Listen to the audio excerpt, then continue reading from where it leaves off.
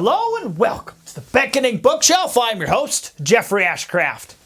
Independence Day is only 4 days away. Not aliens, but Independence Day. So what better time to read about the events that led to the creation of a nation 250 years ago?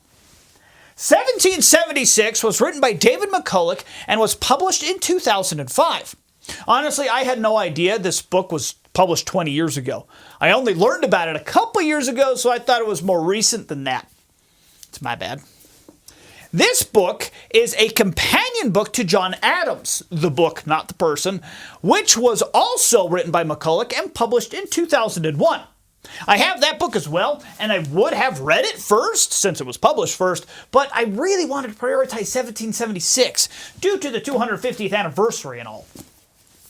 While 1776 would not win any awards, it would become a #1 national bestseller on the New York Times bestseller list, selling over 2 million copies of its first edition.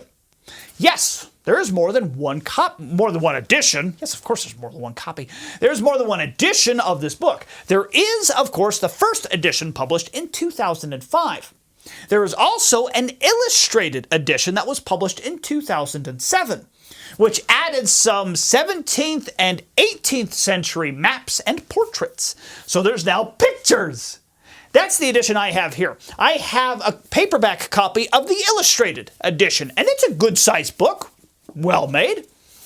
Lastly, there is a new edition that was released earlier this year, the deluxe slipcase edition for the 250th anniversary of the United States.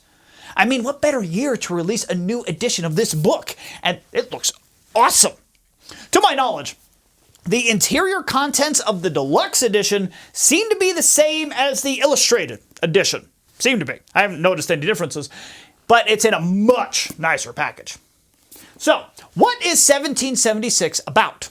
I'll forego the regular synopsis, as this is more of a historical narrative than a novel. Instead, I'll summarize what historical events the book covers. I would be concerned about spoilers, but it's a book about events that happened 250 years ago. I'm pretty sure that's well past the spoiler window. As the title suggests, this book primarily focuses on the American colonies during the year of 1776. Following primarily George Washington of the newly formed Continental Army and William Howe of the British Army, whose armies would clash throughout the book. It covers from the Siege of Boston, which started in April of 1775. The book picks up around July of 1775 to Washington crossing the Delaware during the Battle of Trenton in December of 1776. In other words, this book is not a book about the entire Revolutionary War. It does not cover the start of the war, nor does it cover anything that happens after 1776, apart from the immediate consequences of the Battle of Trenton. It also does not focus on political affairs, including the signing of the Declaration of Independence, or why the American colonies rebelled against King George in the first place. The book instead provides a historical narrative that focuses on the battles and military maneuvers that happened between July of 1775 and January of 1777. This is the first book from McCullough that I've read, and he seems to really know his stuff, history-wise, and he's a very talented writer, too. According to the book's synopsis, McCullough scoured both American and British historical archives and crafted this narrative from letters, diaries, and maps from that time period. There is an extensive list of sources in the back of the book, and it's about 90 pages long. As the book is a little over 400 pages in total, that's almost a fourth of the book. So McCullough really did his research, which must be really tough. And it seems to have paid off. McCullough provides an interesting historical narrative here without over-dramatizing certain events, fabricating details, or overwhelming the reader with way too much information at once. And he tells this narrative in a very balanced way. For example, King George III and the British are not villains to be defeated in this narrative. And Washington isn't romanticized as some kind of superhuman hero, nor is he vilified as some tyrannical rebel who loves power. The book describes Washington just as he was, a brilliant and talented man with high morals who was not perfect.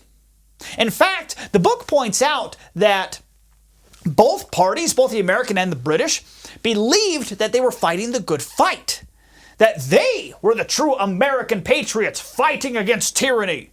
Yes, the British thought that as well. To them, the tyranny that they opposed was the mob rule of the rebels, which kind of makes sense. For the Continental Army, the tyranny was the rule of King George III.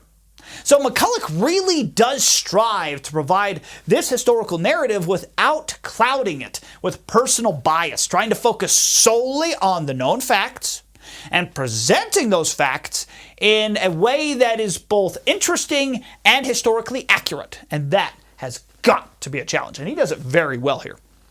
While the book is very interesting, it was a little slow in the beginning, but that is surprisingly rather fitting.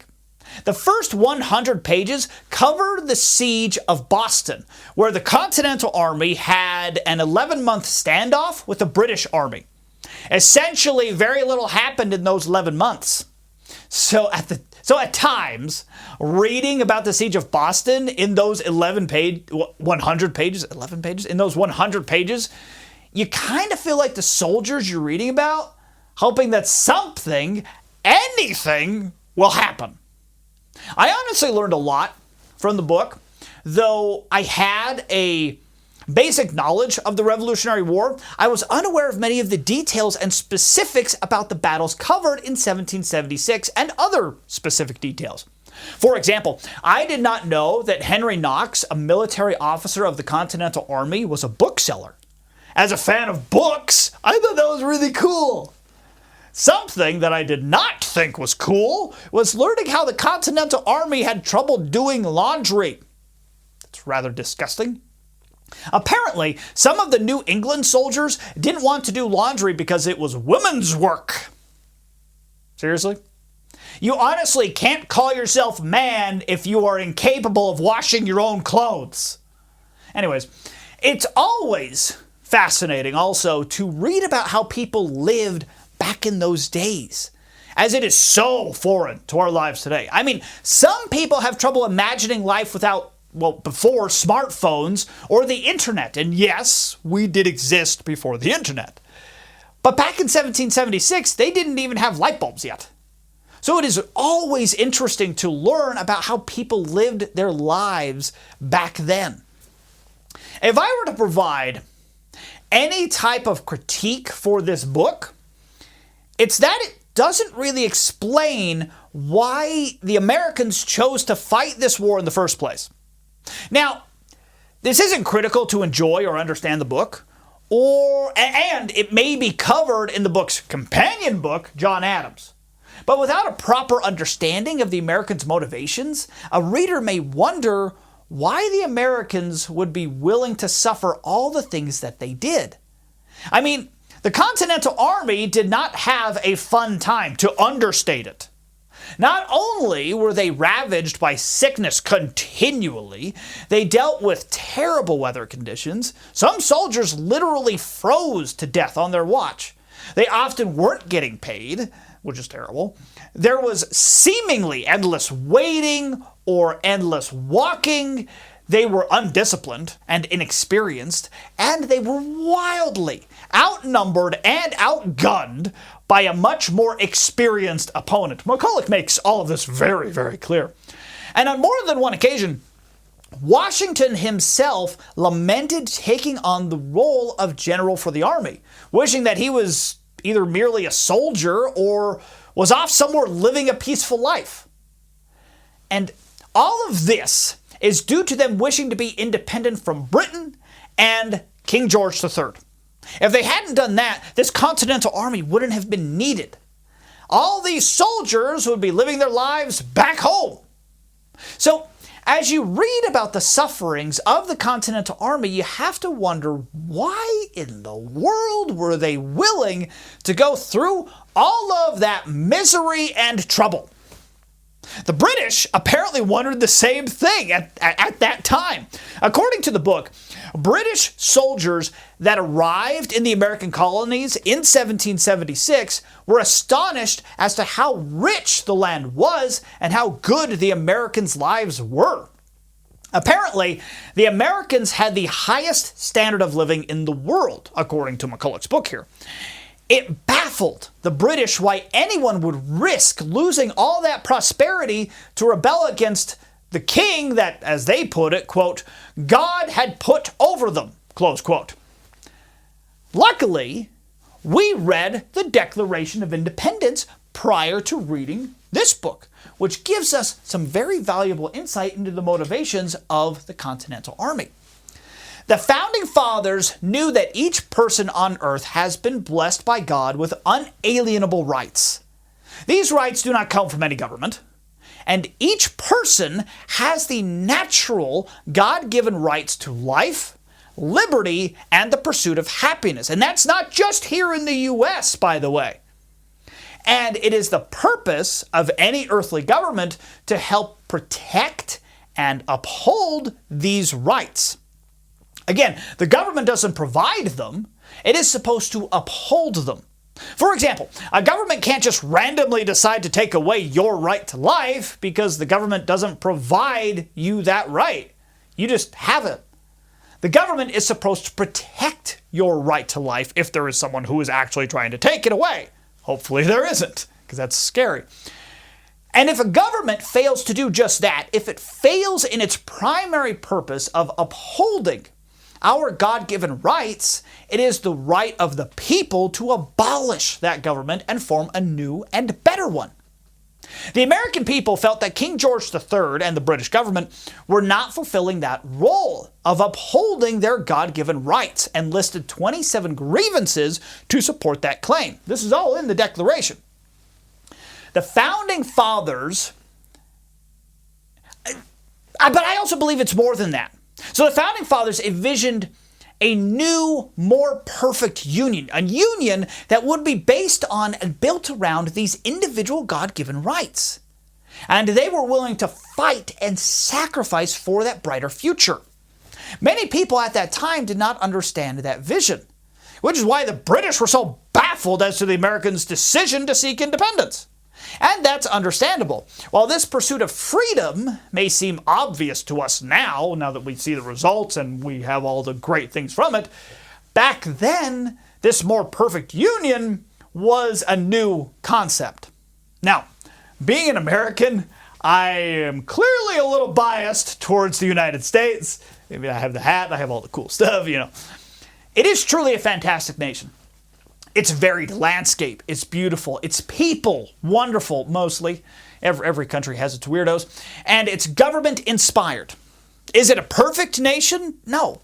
But it was never meant to be a perfect nation because we, the people, are not perfect. And we run the nation. We can't expect to have a perfect nation if it's run by imperfect people.